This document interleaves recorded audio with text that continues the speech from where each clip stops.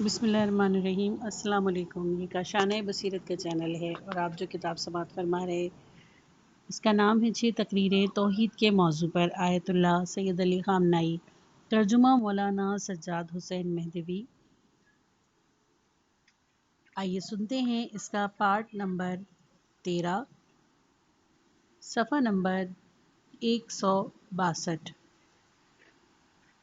قرآن مجید کے اندر چند موارد میں ان میں سے چند ایک مورد آج آپ آیات کی صورت میں آپ کی سماعتوں تک پہنچیں گی اور مورد تدبر قرار پائیں گی۔ مومنین سے خطاب ہوتا ہے کہ فَلَا تُخَافُوهُمْ وَخَافُونَ إِن كُنتُم مُؤْمِنِينَ، سورہ آل عمران آیت نمبر 175۔ دوسروں سے خوف کو جڑ سے اکھاڑ پھینکو، مجھ سے ڈرو، اور جو خدا سے ڈرے وہ کسی اور سے نہیں ڈرتا۔ جو شخص موحد ہو، جو شخص خدا کی اطاعت پر ایمان رکھتا ہو، اس کے اندر سے خوف ختم ہو جاتا ہے۔ اور جب میں دیکھتا ہوں، تأمل کرتا ہوں، محاسبہ کرتا ہوں، تو دیکھتا ہوں کہ یہ خوف و ہراس ہے جو دنیا اور آخرت کو ان سے چھین لیتا ہے۔ غربت کا خوف سبب بنتا ہے کہ انسان انفاق یعنی سخاوت نہ کرے۔ پریشانیوں کا شکار ہونے کا خوف سبب بنتا ہے کہ انسان ظلم و ستم اور ذلت و خواری میں پڑ جائے۔ اس بات کا خوف کہ انسان 2 دن میں مزید اس دنیا میں زندگی گزار لے، اور پھر بھی وہ کیسی زندگی، کس انداز کی زندگی، اس پست زندگی سے ہاتھ دھونے کا خوف کہ جس کے بارے میں یہ بھی نہیں معلوم کہ 2 دن کی ہوگی، 3 دن کی ہوگی۔ کوئی باقاعدہ تحریر تو نہیں دی گئی کہ فلاں سال تک، فلاں تاریخ تک تم زندہ رہو گے۔ اس قسم کے بے اعتبار زندگی سے ہاتھ دھونے کا خوف سبب بنتا ہے کہ انسان زندگیوں کا خاتمہ کر دے، اجتماعی زندگی کو تلخ کر دے یا برباد کر دے۔ لالچ کا تعلق بھی خوف سے ہے، اور خوف و ہراس انسانی کی زندگی میں بدبختی اور پریشانی کی جڑ ہے۔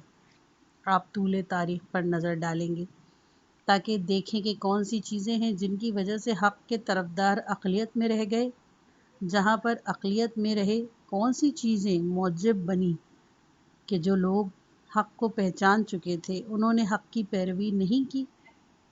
ان مقامات پر جہاں حق کو پہچاننے والے لوگوں نے حق کی پیروی نہیں کی، کون سی چیزیں موجب بنی کہ لوگ بڑے بڑے سانحوں کے مرتکب ہو گئے، جہاں پر لوگوں نے مظالم ڈھائے۔ جب آپ تحقیق اور مطالعہ کریں گے تو غالباً یہی دیکھیں گے کہ ان سب چیزوں کی جڑ یہی خوف ہے۔ خوف کے اثرات جب اسلامی معاشرے کا راستہ، جیسا کہ آپ جانتے ہیں، پوری طرح سے انحراف اور انحطاط سے دوچار ہو گیا، تو کون سی چیز موجب بنی کہ مسلمان سچے اسلام کی طرف، اس سوغات کی طرف جو خدا نے انہیں مفت میں دی تھی اور ان تک پہنچائی تھی، دوسری نسل کو مفت میں ملی تھی، پہلی نسل نے قربانیاں دی تھی۔ یہ سوغات جو مفت میں انہیں ملی تھی، کون سی چیز سبب بنی کہ وہ اس کی حفاظت کر سکیں سوائے خوف کے؟ ان لوگوں میں سے جو امیر المومنین علیہ السلام کے ارد گرد تھے اور آپ علیہ السلام کی تعلیمات کی دائرہ اور کلام کے حصار میں تھے، کون تھا جو معاویہ کو نہیں پہچانتا تھا؟ کون تھا حجاز میں معاویہ بن ابو سفیان کو نہیں پہچانتا تھا؟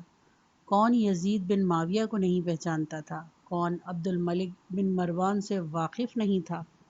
بنو امیہ کے خاندان کو کون تھا جو نہ جانتا ہو، نہ پہچانتا ہو، نہ آزمایا ہو، تجربہ نہ کیا ہو؟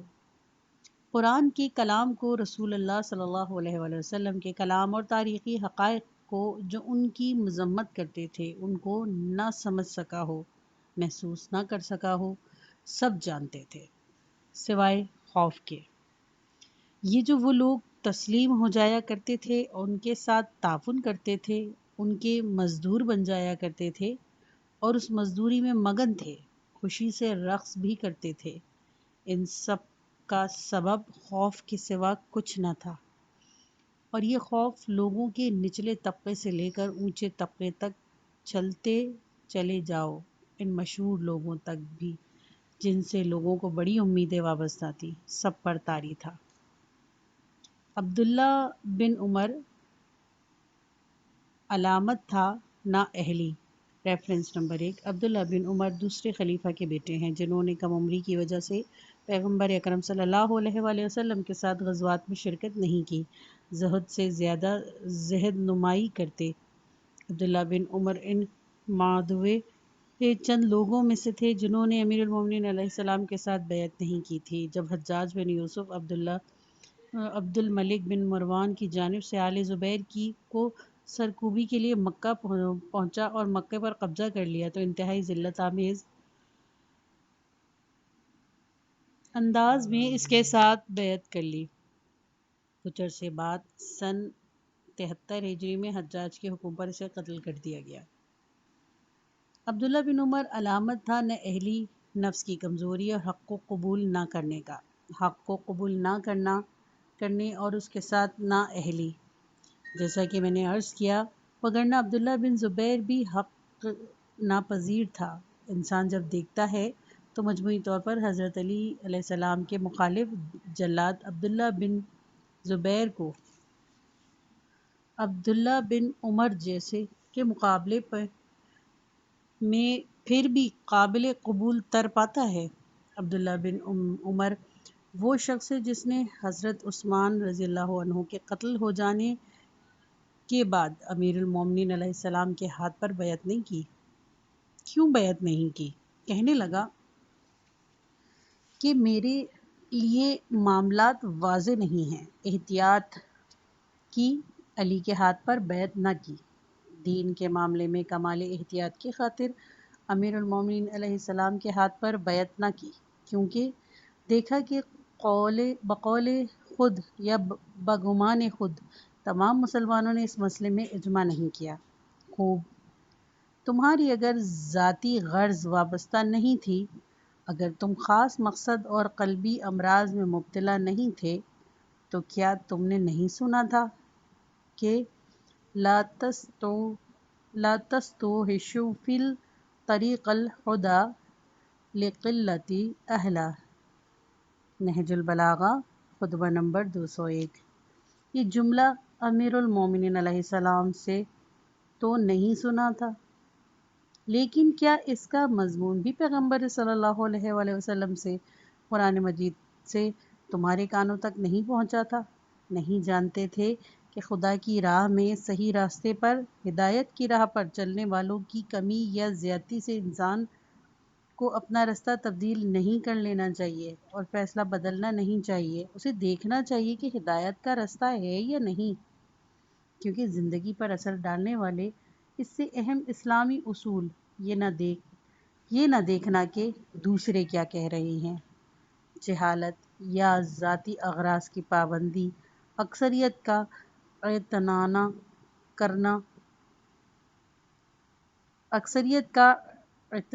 نہ کرنا کہ وہ کیا کہہ رہے ہیں، کیونکہ یہ اصول اس کے اختیار میں نہیں تھا، اس کے ہاتھ میں نہیں تھا، عمل نہیں کرتا تھا، اس نے امیر المومنین علیہ السلام سے کنارہ کشی کر لی، از روئے احتیاط بیعت نہیں کی۔ امیر المومنین کی شہادت کے کئی برس بعد جبکہ معاویہ نے بھی کئی سال حکومت کر لی تھی، یہی عبداللہ بن عمر معاویہ کو نزدیک سے اچھی طرح پہچان چکا تھا، اگر اس زمانے میں اسے معلوم نہیں تھا تو بعد میں معلوم ہو چکا تھا۔ اس کے بعد یزید کا دور، تاریخ اسلام کا وہ 3 سالہ شرمناک دور بھی گزر چکا تھا۔ مروان بن حکم، عبد الملک بن مروان کا باپ اور یزید کا جانشین تھا، اور وہ بھی اپنی مختصر حکومت کا وقت گزار چکا تھا۔ پھر عبد الملک بن مروان تخت حکومت پر بیٹھا۔ اس تمام مدت میں عبداللہ بن عمر مدینہ کے اندر، معاملات کے بیچوں بیچ، تاریخی حوادث و واقعات کے بالکل درمیان میں موجود تھا، بے خبر نہیں تھا۔ جو کچھ گزرا تھا اور اسلامی معاشرے کے اوپر جو کچھ گزر چکا تھا، اس سے ناواقف نہیں تھا۔ لوگ اس کے لیے اجنبی نہیں تھے، بنو امیہ کو اچھی طرح پہچان چکا تھا۔ بنو امیہ کا ظلم جل جلاد حجاج بن یوسف ثقفی عبد المالک کی جانب سے مکہ کو فتح کرنے کے لیے آیا تھا، جو کہ عبداللہ بن زبیر کے ہاتھ میں تھا۔ عبداللہ بن زبیر سختی سے ڈٹا ہوا تھا اور عبد الملک بن مروان کے شام سے آئے ہوئے لشکر کے مقابلے میں شدید جنگ میں مصروف تھا۔ انہوں نے دیکھا کہ اس شورش کو اب ختم ہونا چاہیے۔ حجاج بن یوسف کو، جو تمام لوگوں سے بڑھ کر جلاد صفت انسان تھا، اسے بھیج دیا۔ وہ آیا اور مکے کے اطراف کے پہاڑوں کے اوپر اس نے منجیق لگائی اور خدا کے گھر پر پتھر پھینکے، بڑی تعداد کو قتل کیا گیا۔ پھر عبداللہ بن زبیر کو بھی قتل کر دیا اور اس کی لاش کو سولی پر چڑھا دیا۔ شیطانی حیات: حجاج بن یوسف نے خیمے میں بیٹھا ہوا مرکز خلافت یعنی شام کے لیے فتح کی رپورٹ لکھ رہا تھا۔ عبداللہ بن عمر بھی اہل مکہ میں شامل تھا۔ لوگوں نے جوق در جوق حجاج بن یوسف کے پاس آنا اور بیعت کرنا شروع کی۔ ایسا نہیں تھا کہ لوگ حجاج کو پہچانتے نہیں تھے، پہچانتے تھے۔ ایسا نہیں تھا کہ اس کی نیکیوں، دیانت، تقوی اور اس کی اسلامی لیاقت سے واقف ہو گئے تھے۔ سب جانتے تھے کہ حجاج کیسا پست اور ذلیل انسان ہے اور کیسے پست تر اور ذلیل تر انسان کا یہاں پر نمائندہ ہے۔ ان باتوں کو جانتے تھے، لیکن چونکہ وہ فاتح تھا، چونکہ طاقت اس کے پاس تھی، چونکہ اگر لوگ اس کی بیعت نہ کرتے تو ان پر تلوار مسلط کر دیتا تھا، خوف کی وجہ سے جوق در جوق آتے تھے اور حجاج بن یوسف کی بیعت کر لیتے تھے۔ عبداللہ بن عمر ہزاروں دوسرے لوگوں کے درمیان حجاج کے خیمے کے پاس آیا، جس نے شہر سے باہر پڑاؤ ڈالا تھا۔ کہا، جا کر بتاؤ عبداللہ بن عمر آیا ہے۔ اس کا خیال تھا کہ اس کی عزت کی جائے گی، اسے سینے سے لگایا جائے گا، اس تک استقبال کیا جائے گا۔ وہ نہیں جانتا تھا کہ اقتدار کی طبیعت کے اندر بے اعتنائی اور احسان فراموشی ہے۔ وہ سمجھ رہا تھا کہ چونکہ اس نے ایک زمانے میں معاویہ کی مدد کی ہے اور خاندان رسول صلی اللہ علیہ وسلم کی مدد نہیں کی، اب اس کو بہت اہمیت دی جائے گی۔ وہ نہیں جانتا تھا کہ یہ لوگ نمک حرام ہیں، جس برتن میں کھاتے ہیں اسی میں چھید کرتے ہیں۔ یہ آیا اور کہا کہ میں عبداللہ بن عمر ہوں۔ حجاج سے جا کر کہا گیا کہ عبداللہ بن عمر آیا ہے۔ اس نے کہا کہ کہو اندر آ جائے۔ یہ اندر آیا۔ حجاج نے اس کے لیے اپنی جگہ سے ہلا تک نہیں، کوئی عزت نہیں کی، کاغذ سے اپنا سر بھی نہیں اٹھایا اور اس کی طرف دیکھے اور اس کو خوش آمدید کہے۔ عبداللہ بن عمر کہنے لگا، میرا امیر اپنا ہاتھ دو، تم سے بیعت کر لوں۔ کون کہہ رہا ہے؟ عبداللہ بن عمر۔ کس سے؟ حجاج سے۔ وہ عبداللہ بن عمر جس نے حضرت علی بن ابی طالب سے نہیں کہا کہ اپنا ہاتھ دو، بیعت کر لوں، وہاں پر احتیاط سے کام لیا، دین میں احتیاط۔ حجاج سے کہہ رہا ہے کہ اے امیر اپنا ہاتھ دو، میں تمہارے ہاتھ پہ بیعت کر لوں۔ حجاج نے اس کے جواب میں کیا کہا؟ حجاج نے کہا، میرا ہاتھ کاغذ لکھنے میں مصروف ہے، میرے پیر پہ بیعت کر لو۔ اس نے اپنا پیر پھیلایا اور کہا کہ میرے پیر پہ بیعت کر لو۔ اس نے بھی حجاج بن یوسف کے پیر پر بیعت کر لی۔ ایک ذلیل اور پست انسان کے 2 دن زیادہ زندگی گزارنے کے لیے، وہ بھی ایسی بری زندگی، ایسی زندگی کہ جس میں نہ دنیا کی لذت ہو نہ آخرت کی، ایسی زندگی کہ جس میں صرف چند کلو کھانا حرام کرنا ہو، اور بس ایسی زندگی جو انسان کو خدا سے نزدیک کرتی ہے بلکہ شیطان سے نزدیک کرتی ہے۔ ایسی 2 دن کی زندگی کے لیے انسان آئے اور حجاج کے ساتھ اور حجاج کے پیر پہ بیعت کر لے، اس کی بنیاد کیا ہے؟ اس کی بنیاد خوف کے علاوہ اور کچھ نہیں۔ حیات معنوی: لہٰذا اہل بیت علیہم السلام کی روایت میں اور ان دعاؤں میں، خصوصاً جو ماہ رمضان میں وارد ہوئی ہیں، اور میں سب کو پرزور تاکید کرتا ہوں دعاؤں کو پڑھنے اور ائمہ سے روایت ہونے والی دعاؤں کی طرف توجہ دینے کی۔ ان دعاؤں میں یہ مضامین، نفسیاتی مضامین، وہ باتیں جو انسان کی روح سے متعلق ہیں، ان پر بہت زیادہ توجہ اور دقت کی گئی ہے اور خصوصی تاکید کی گئی ہے۔ امام سجاد علیہ السلام کی ایک دعا میں دیکھیے امام سجاد کی تعلیمات یہ ہیں، فرماتے ہیں اللہم امرنی، ریفرنس نمبر 1 صحیفہ سجادیہ دعائے مکارم الاخلاق حدیث نمبر 31۔ یہ دعا کا ایک جملہ ہے، اس کے معنی بیان کر رہا ہوں۔ سب سے تو پہلے تو دعا پڑھنے والے اور دعاؤں کو پسند کرنے والے یہ سمجھ لیں کہ دعاؤں پر اس قدر تاکید کیوں کی گئی ہے۔ دعاؤں کو اتنا سبک نہ سمجھیں، دعاؤں کو اس قدر بے فکری اور نادانی کے ساتھ نہ پڑھا کریں، کچھ توجہ کے ساتھ پڑھیں۔ صرف دعاؤں کے مخالف یہ جان لیں کہ وہ کس چیز کی مخالفت کر رہے ہیں۔ البتہ دعا کے مخالف کے معنی میں تو دعا کے مخالف نہیں ہوتے وہ لوگ جو بطور مطلق دعاؤں کو مسترد کرتے ہیں، وہ جان لیں اور سمجھ لیں کہ جو تعلیمات دعاؤں میں پوشیدہ ہیں وہ کیا ہیں۔ اللہم امرنی ما کان امر بذلۃ فی طاعتک، خدایا مجھے عمر دے، زندگی دے، لیکن میں بطور مطلق نہیں چاہتا 100 سال، 120 سال کی بیہودہ عمر دراز نہیں چاہتا۔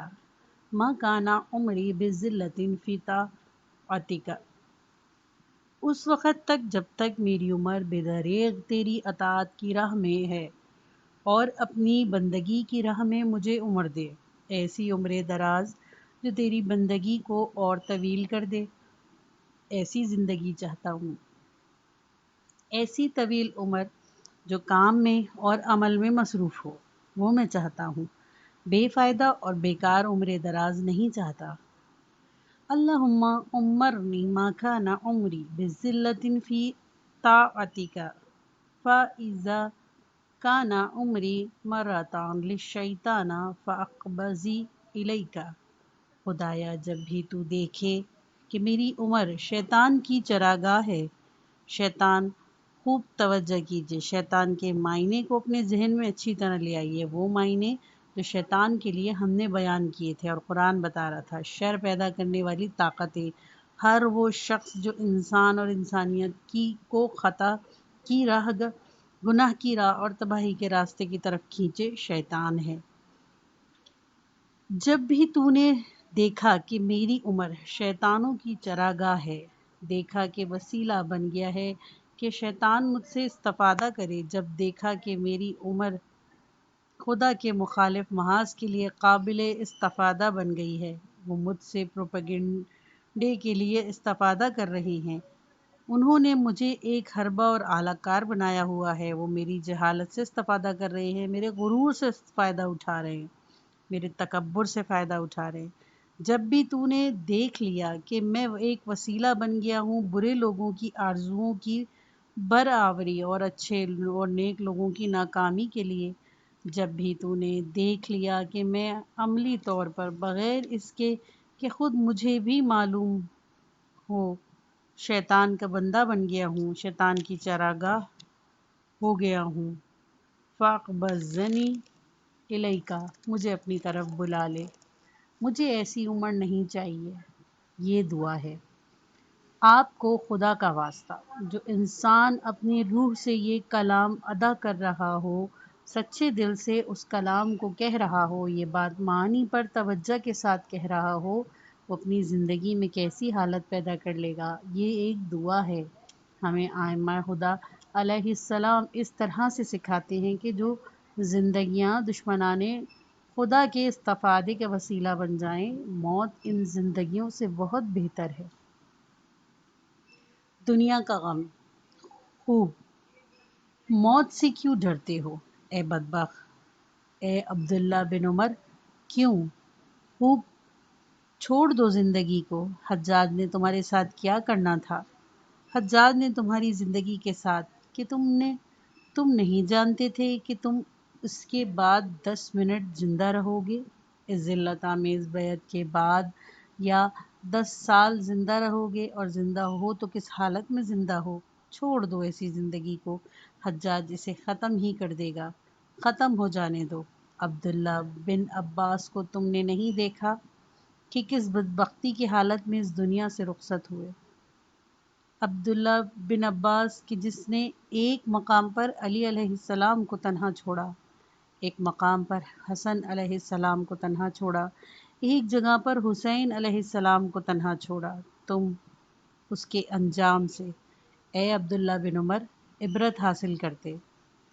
عبداللہ بن عباس زیادہ عرصے زندہ نہیں رہے، ان کا دل غم سے لبریز تھا۔ اپنے بیٹے کو جس کا نام علی بن عبداللہ بن عباس تھا اپنے پہلو میں بٹھا رکھا تھا، اسے دل کی باتیں بتا رہے تھے۔ بظاہر ایک گائے یا ایک بچھیے کو ذبح کیا گیا تھا جس کا کلیجہ بیمار تھا۔ کیسا تھا؟ پارا پارا سا تھا۔ اپنے بیٹے کو دکھایا، کہا دیکھ لو تمہارے باپ کا کلیجہ اس بھیڑیا یا بچیا گائے کی کلیجے سے جس سے ہم نے ذبح کیا ہے زیادہ پارا پارا ہے۔ اس زندگی نے مجھے بحال کیا ہوا ہے۔ کیا ہو گیا تھا؟ وہی شہر مکہ جو عبداللہ بن عباس کے لیے امیر المومنین علیہ السلام کے غضب سے بچنے کی پناہ گاہ تھا، اور اس ذمہ داری کے مقابلے میں جو امیر المومنین علیہ السلام اس پر عائد کرتے تھے اس کے لیے محفوظ مقام سمجھا جاتا تھا۔ وہ شہر مکہ عبداللہ بن عباس کے لیے جہنم بن چکا تھا۔ میں عرض کرتا ہوں کہ عبداللہ بن عباس کی توحید درست نہیں تھی، عبداللہ بن عمر کی توحید درست نہیں تھی۔ اگر موحد ہوتے، موحد کے پیروں میں سونے چاندی کے ڈھیر لگا دو یا اس پر ننگی تلوار لٹکا دو، وہ نہ کسی لالچ میں آتا ہے اور نہ کسی سے گھبراتا ہے۔ یہی ہے توحید کے معنی۔ سعدی۔ توحید کی طاقت۔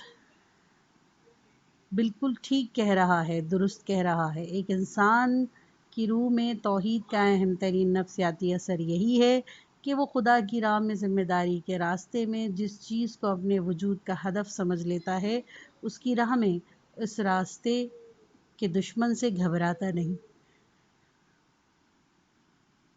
میں نہیں کہتا کہ اعصاب کمزور نہ ہوں، کبھی اس کے دل میں اضطراب بھی پیدا نہ ہو، نہیں، خوف کو طاری نہیں ہونا چاہیے، ڈر کو غالب نہیں آنا چاہیے۔ ایسا ڈر اور خوف جو اسے راہ خدا پر چلنے سے روکے اس کے وجود میں نہیں ہونا چاہیے۔ ایسا ڈر، ایسا خوف اور ایسا ہراس جو فضیلتوں کی راہ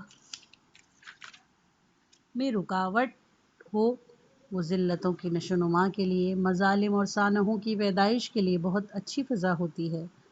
ایسے خوف اور ایسے ڈر کو ایک طرف ڈال دے۔ بہر صورت قرآن کریم کی جس فصل کی آیات کا آج انتخاب کیا گیا ہے اس کے دو حصے ہیں، ایک سورہ آل عمران سے ہے جیسا کہ ہم نے عرض کیا تھا پہلے، اور پہلے ان آیات کو لیں گے، پھر چند آیات سورہ رعد سے۔ کون سی آیت عرض کی ہے؟ سورہ آل عمران کی 172ویں آیت۔ بسم اللہ الرحمن الرحیم۔ الذین استجابوا للہ والرسول من بعد ما اصابهم القرح للذین احسنوا منہم واتقوا اجر عظیم۔ البتہ آیت کی مقدمات طویل ہیں، جس حصے کا میں نے انتخاب کیا ہے اس کی 3 آیتیں میرے مد نظر ہیں۔ بات کو آپ کے سامنے واضح کرنے کے لیے اس سے پہلے کی 2-3 آیتیں بھی پڑھ لیتا ہوں۔ الذین استجابوا للہ والرسول، جن لوگوں نے لبیک کہا خدا اور رسول کو۔ لبیک کہا یعنی کیا مطلب؟ یعنی پیغمبر کی دعوت کو اور الہی دعوت کو انہوں نے قبول کیا۔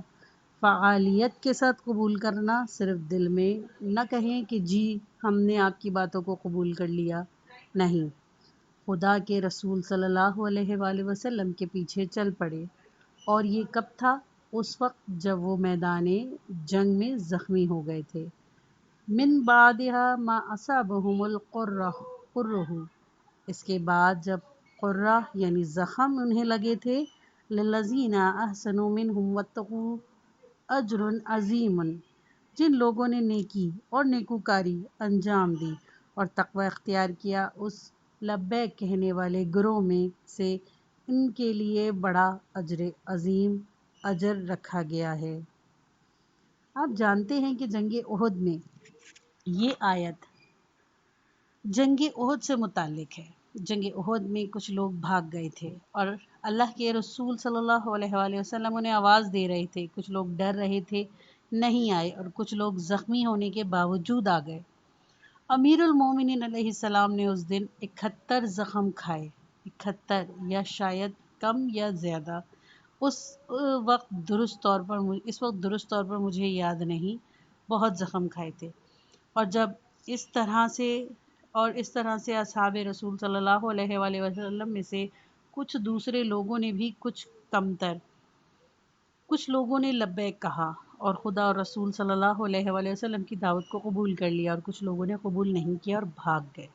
ये आयत उन लोगों के अजर व पादाश का जिक्र कर रही है जिन्होंने कबूल किया और लब्बैक कहा। अल्लज़ीना क़ाल लहुमुन्नासु, तवज्जो कीजिएगा इन आयत के कुल्ली पहलुओं पर। हम अपने आप को जंग उहद के मैदान में मुक़ीद न कर लें। सदर इस्लाम के वाक़यात में और जो कुछ नुज़ूल आयात का मौजब होता था उनमें कुरानी उसूलों को महसूर,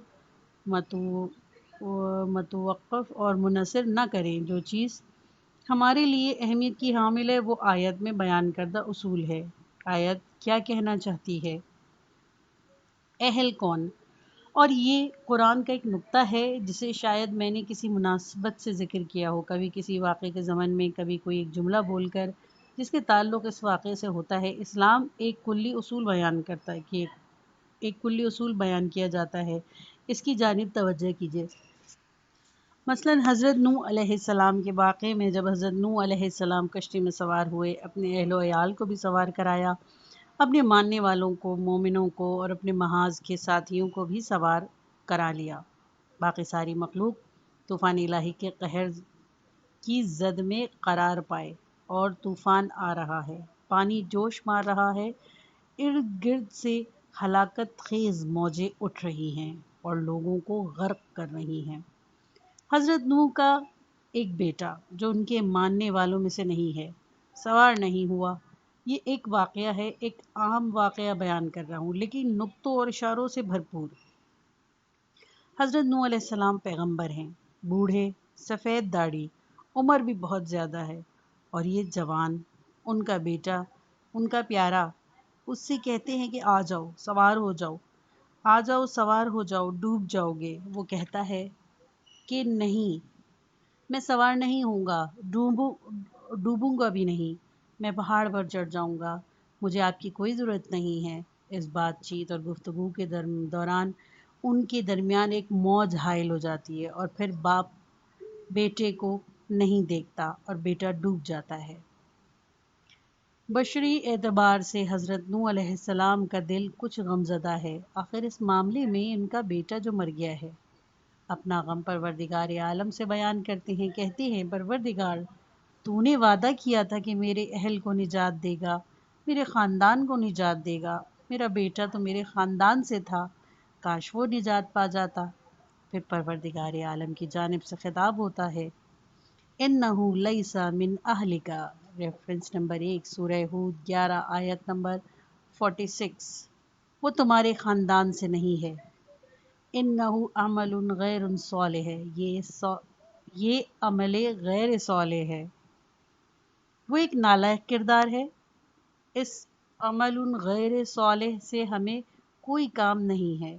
इस वाक़े का एक जुमला, अलबत्ता फ़िल वक़्त मुझे से एक जुमले से मतलब है, वगरना मैं इस वाक़यात में हज़रत नूह अलैहिस्सलाम के वाक़े में बहुत सी बातों की ताकीद की जा सकती है। ये जुमला इन्नहु लैसा मिन अहलिका एक इस्लामी कुलिया हमारे सामने रख देता है और सिखाता है। कहता है कि दो भाई जिनकी सोच यकसा न हो अजनबी हैं, और दो अजनबी जो हम फिक्र हों वो एक दूसरे के भाई हैं। बाप और बेटा अगर हम फिक्र ना हो, ये खुदा पर ईमान रखने वाला और वो खुदा का मुनकिर, ये खुदा के महाज पर, वो शैतान के महाज पर। बाप और बेटे का कोई रिश्ता नहीं है, एक ख़ानदान से नहीं है। नसब या सबब की रिश्तेदारी, खून से ताल्लुक़ रखने वाली रिश्तेदारी इस्लाम की निगाह में दूसरे दर्जे की है। फ़िक्री रिश्ता रिश्तेदारी का पहला दर्जा है। देखिए, ये एक इस्लामी उसूल है। یہ پارٹ ختم ہوا. کتاب کا اگلا حصہ سننے کے لیے نیکسٹ پارٹ سنیے.